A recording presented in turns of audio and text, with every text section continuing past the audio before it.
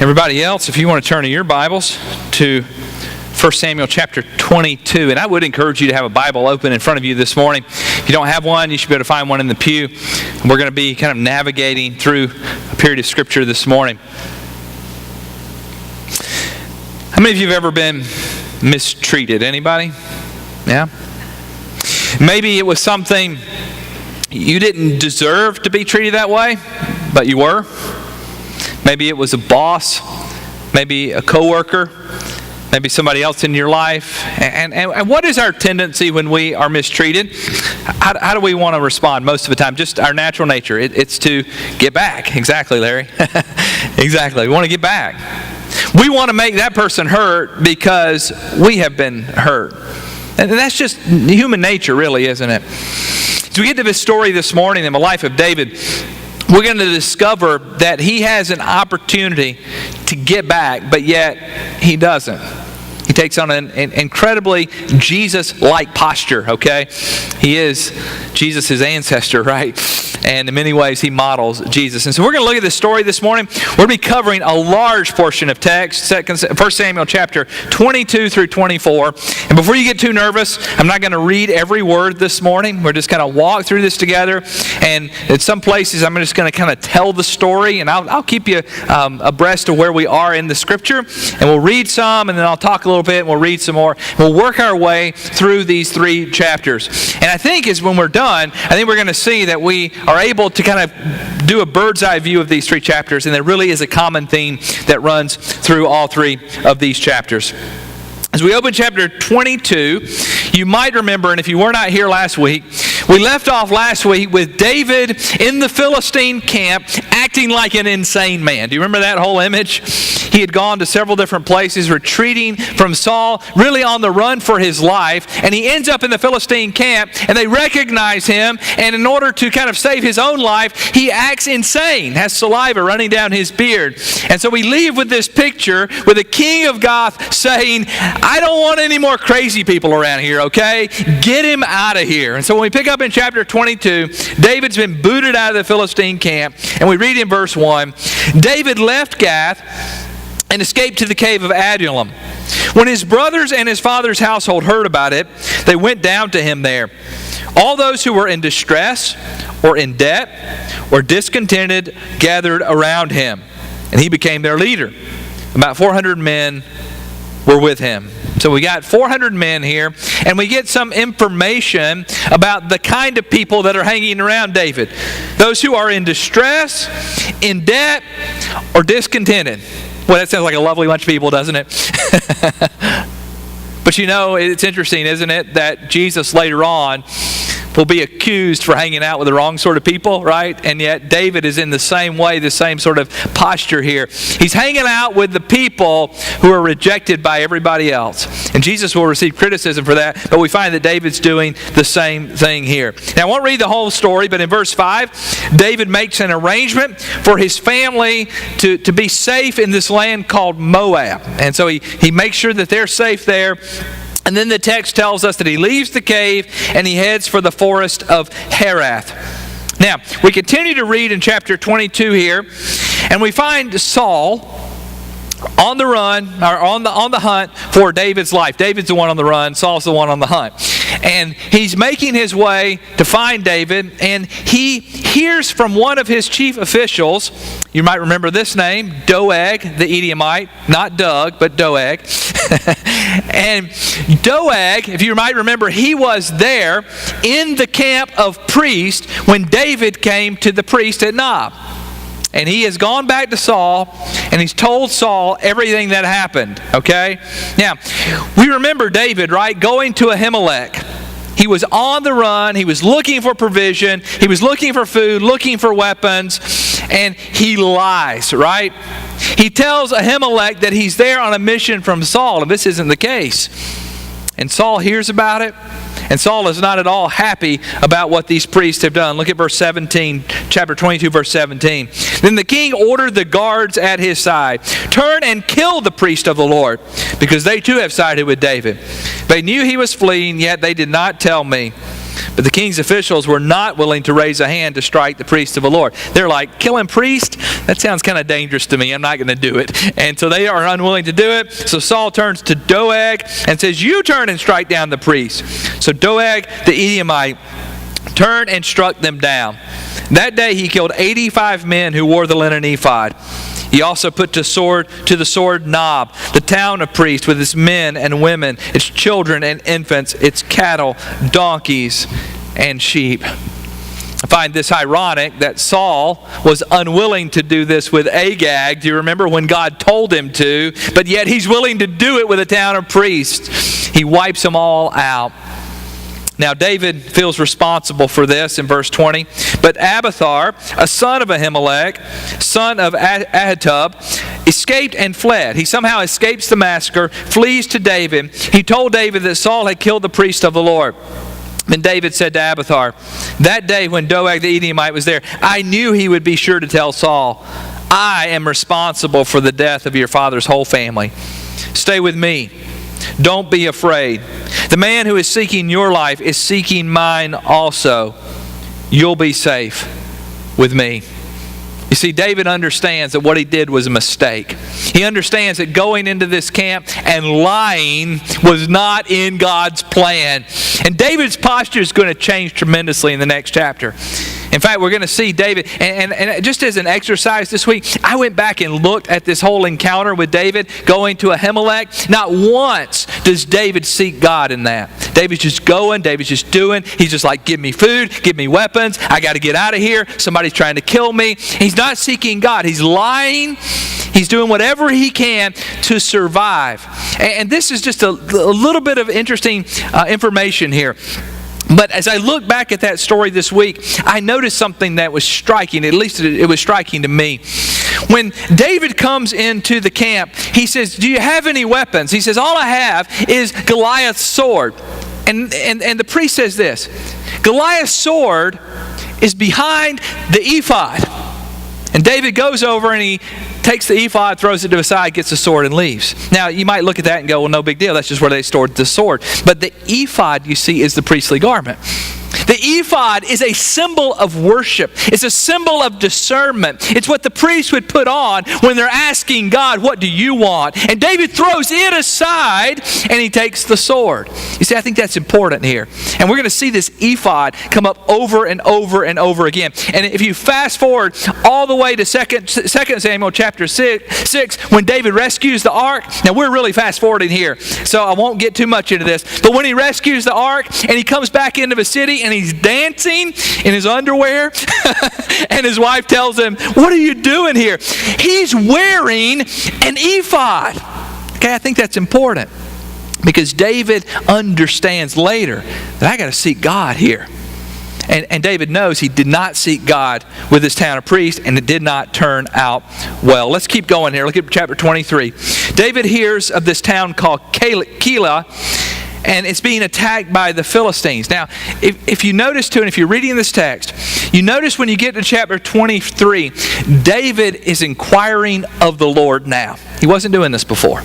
But at every step, at every juncture, he's asking God, are you sure you want me to go that direction?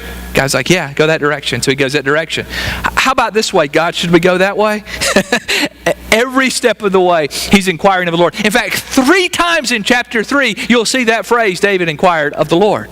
See, his posture is different here. He feels responsible for what happens at Nob, and he's changed because of it, I believe. So he asked God, should he go and fight the Philistines to rescue this town, Keilah? And God says, yes, go. And so he goes. Verse 5. So David and his men went to Keilah, fought the Philistines, and carried off their livestock. He inflicted heavy losses on the Philistines and saved the people of Keilah. Now, Abiathar, son of Ahimelech, had brought the ephod down with him when he fled to David at Keilah. There it is again. There's the ephod. What did Abiathar do? I mean, you got to think, there's a massacre going on. He's running for his life, but what does he grab? You know the question, if you could only get one thing in your house, if your house is burning down, you have time for one thing, what would you take? Abiathar takes the ephod because he understands they need this. They need to be able to seek God. They need to be able to worship God if they're going to go. So he has this here. And David instructs him, should we leave Keilah now? Saul is on his way down. Again, I'm not going to read every word of the story here, but Saul gets word that David is there. And David, again, he doesn't just leave. He says, God, should we leave? And God says, yes, you should leave. And so they leave. Verse 13. So David and his men, about 600 in number, notice there are 200 more than there were before, left Keilah and kept moving from place to place. When Saul was told that David had escaped from Keilah, he did not go there. And then verse 14 here, I think this is a good summary statement of really all three of these chapters. This is what's happening here. David stayed in the desert strongholds and in the hills of the desert of Ziph. Day after day, Saul searched for him, but God did not give David into his hands.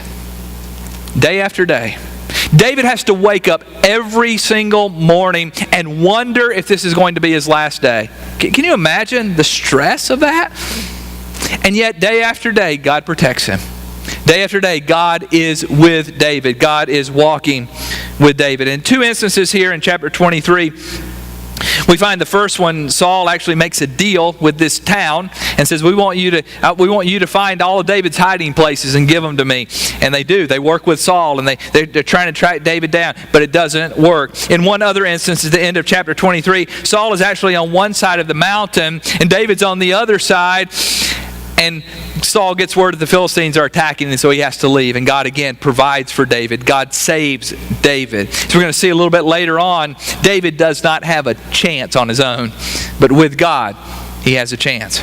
So day after day, David's waking up. Day after day, he doesn't know whether or not this is going to be the end of his life. And I've given you some homework in your bulletin.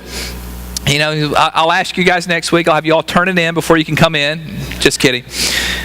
But I have given you some Psalms in your bulletin, and I printed them out because I think they're very helpful. These are all Psalms that were written during this period of David's life. During the period of time when David wakes up day after day, wondering if it will be his last. Day after day, watching this man who was in many ways a friend, a father, a mentor, someone who he played the harp for, right? He has turned on David, and now he is out to kill David. This is how David responds. I want to read just a couple of these with you. Look at Psalm chapter 7, and I'll put these on the screen. O Lord my God, I take refuge in you. Save and deliver me from all who pursue me. And they will tear me like a lion and rip me to pieces with no one to rescue me. That's how David felt. Or Psalm 59. Deliver me from my enemies, O God. Protect me from those who rise up against me. Deliver me from evildoers and save me from bloodthirsty men. Time after time, David says, you know, God, if you don't save me, I'm going to die. But look at the end. Look how David concludes these Psalms. Go back to Psalm chapter 7. David says it's the very end of the Psalm. I will give thanks to the Lord because of his righteousness and will sing praise to the name of the Lord Most High. At the end of Psalm 59. But I will sing of your strength in the morning. I will sing of your love. For you are my fortress, my refuge in times of trouble. O my strength, I sing praise to you. You, O God, are my fortress, my loving God. Not only do we have insight into what's going on in David's life, but we have words of praise to God. David says, you know, God, you're going to protect me. I'm going to trust in you. I'm going to let all this be in your hands. So David is not just running scared. David is walking with God through every aspect of this story. We get a glimpse into David's life here, into his heart, and we see that when the pressure's on, David turns to God. Now, we could dig into all these Psalms this morning, but that would take up the rest of our time. So we're going to keep moving on in the story. At the end of chapter 23, David, it says here in verse 29, David went up from there and lived in the strongholds of En-Gedi. Now, I want to show you a little video clip here about En-Gedi. En-Gedi is in Israel, and it's located west of the Dead Sea near Masada, near the Qumran caves. And this clip here is a clip I stumbled across, and I want to show it to you, and I think it gives us a picture of what this land would have been like that David is living in En-Gedi. So let's watch this for 1 minute here.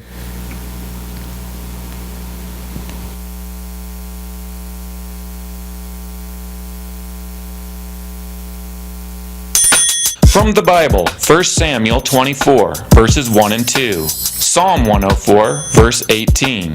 Our location for this show is En-Gedi, just west of the Dead Sea. In 1 Samuel chapter 24, verse 1, Saul is told that David is hiding from him in the desert of En-Gedi. Now in Hebrew, En means spring, and Gedi means kid goat. And because of the abundance of fresh water that comes out of this spring in such a harsh desert environment, En-Gedi has been known as a favorite hangout of the ibex since ancient times. Now this is why in verse 2, Saul goes looking for David and his men near the crags of the wild goats. So I set up my camp above these crags and filmed in the area of En-Gedi for a couple of days because I wanted to see myself if this description of the crags of the wild goats that was recorded in the Bible almost 3,000 years ago still held true today. And this is a sampling of what I saw.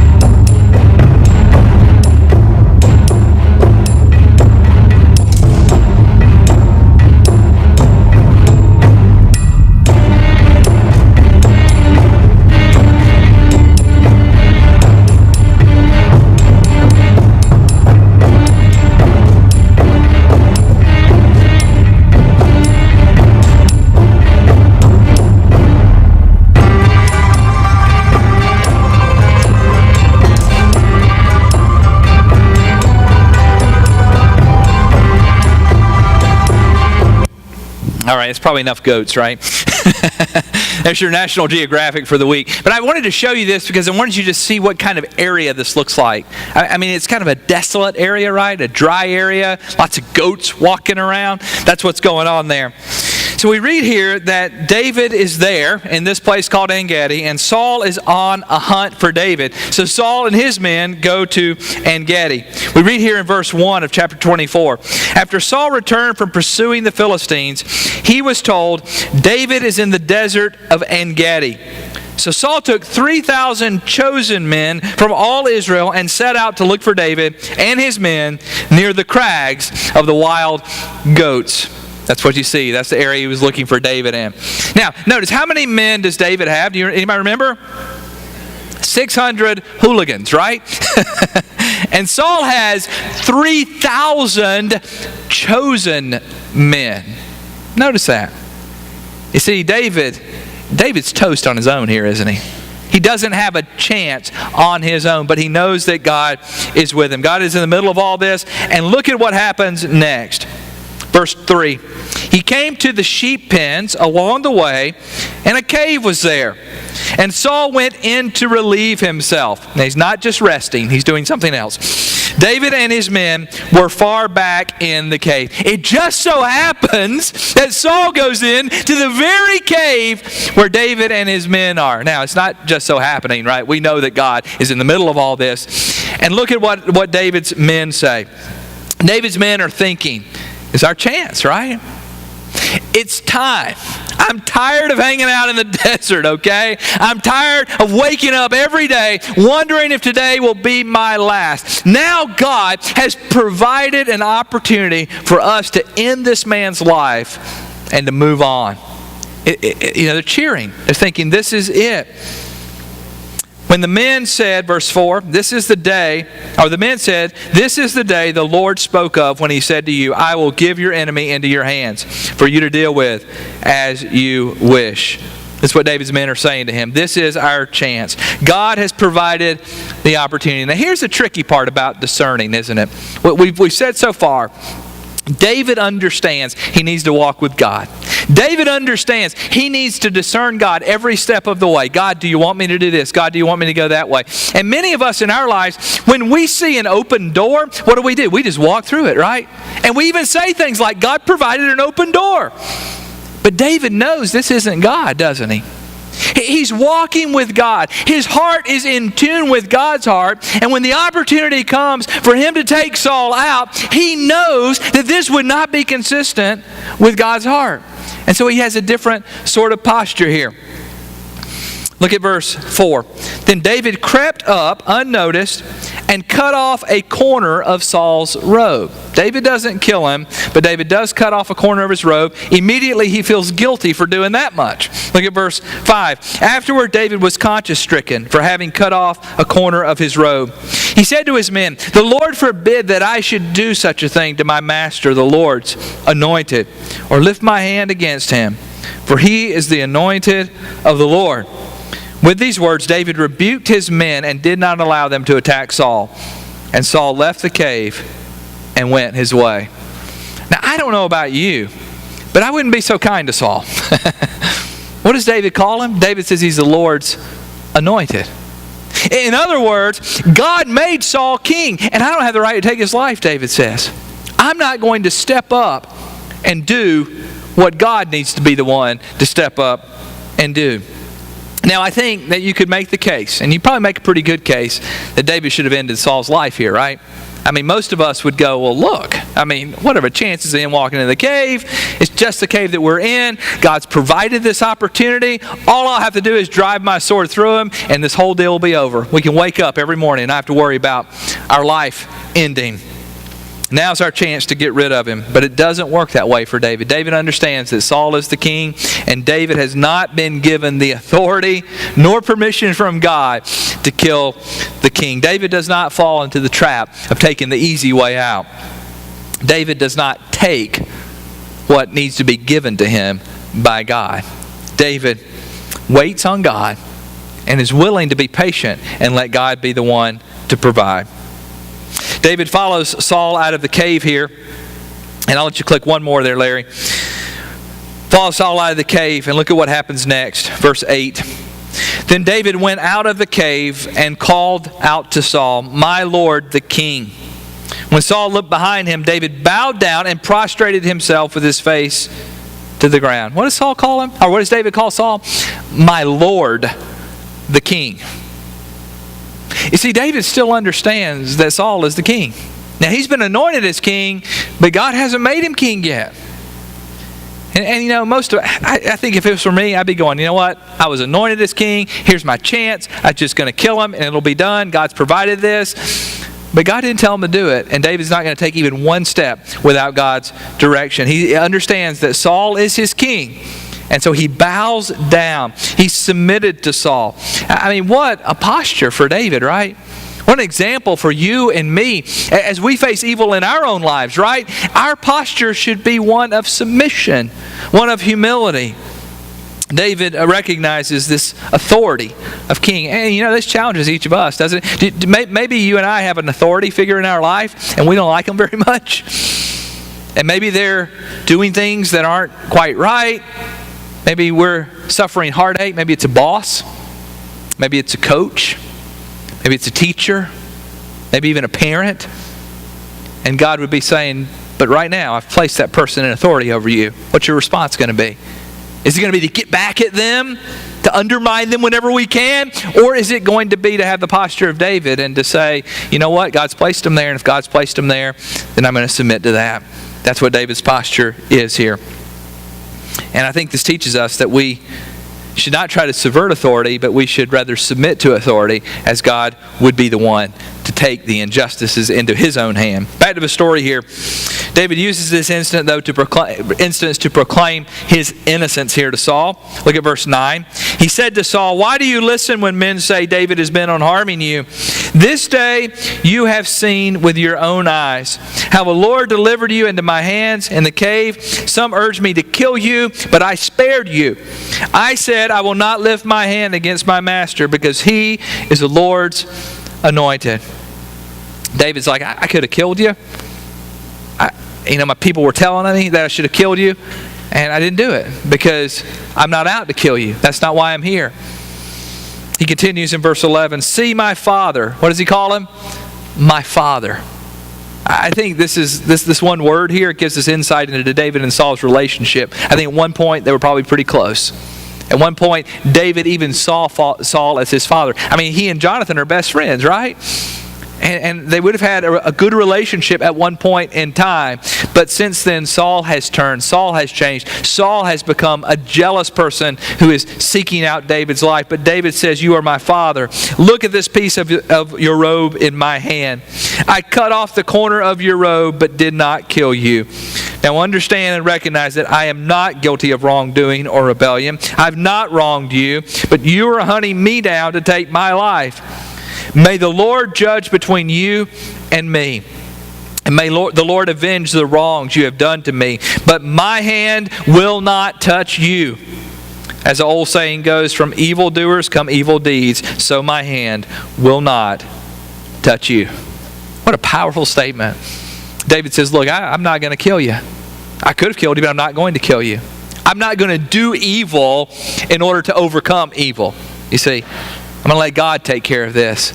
I'm going to submit. I'm going to be obedient. I'm going to walk in God's ways. I'm going to do whatever I can to take the high road here. David's posture is consistent, isn't it, with Jesus' posture? You see the similarities there? David's posture is consistent with the early church's instructions as they would be persecuted, right? Very consistent here. God doesn't call us to take up arms and to fight against evil. God calls us to submit to Him and let Him be the one to do the fight against evil. This is what David is doing here. David trusts that God will be just. Look at this. I want to continue to read here because I want you to get the full picture here. David says in verse 14, against whom has the king of Israel come out? Whom are you pursuing? A dead dog? A flea? In other words, he knows, doesn't he? He knows I don't have a chance. If you want to kill me with your 3,000 trained men, you can do it. But he says, may the Lord be our judge and decide between us. May He consider my cause and uphold it. May He vindicate me by delivering me from your hand. David says, look, I don't want to die, okay? But I know that God will protect me, and He's the only one who can protect me. David does not say, well, it's cool what you're doing, Saul. He says what you're doing is wrong. It's an injustice, he says. But I'm going to trust God to take care of this injustice. Look at Saul's response here. Verse 16. When David finished saying this, Saul asked, is that your voice, David, my son? And he wept aloud. Saul understands, doesn't he, that God is with David. I think he knows this the whole time. I think, ever since the nights that he was being tormented by the evil spirit, he knew that the Spirit of God had left him, and he knew the Spirit of God was on David. But he was trying to fight it. He was trying to turn things around on his own. And here he's faced with the reality that God's hand is on David. Verse 17, you are more righteous than I, he said. You have treated me well, but I've treated you badly. You've just now told me of the good you did to me. The Lord delivered me into your hands, but you did not kill me. When a man finds an enemy, does he not let him get away unharmed? May the Lord reward you well for the way you treated me today. I know that you will surely be king, and that the kingdom of Israel will be established into your hands. Now swear to me by the Lord that you will not cut off my descendants or wipe out my name from my father's family. And see, Saul knows how this is going to turn out. And I think for just a moment here, Saul has a clear picture of what God's doing, doesn't he? He knows that David is in the right. He knows that he is in the wrong. And he begs David, when you become king, don't kill my family. You see, that's what would typically happen. If you would become king and you were overtaking a throne of another family, what would you typically do in this time? You would kill everyone in that family to make sure there wouldn't be some son, down the line who would come back and try to usurp your kingdom. And Saul says, don't do that to my family. David says in verse 22, so David gave his oath to Saul. Then Saul returned home, but David and his men went up to the stronghold. Now, David and Saul don't join hands and go skipping back to the palace. That's not how it works out. David understands. Saul may have had a brief moment of clarity, but this guy's still crazy. This guy will still kill me if I go back. Right? It'll only be a matter of time before the next spear comes at my head. And so David vows to Saul, I will not cut off your family.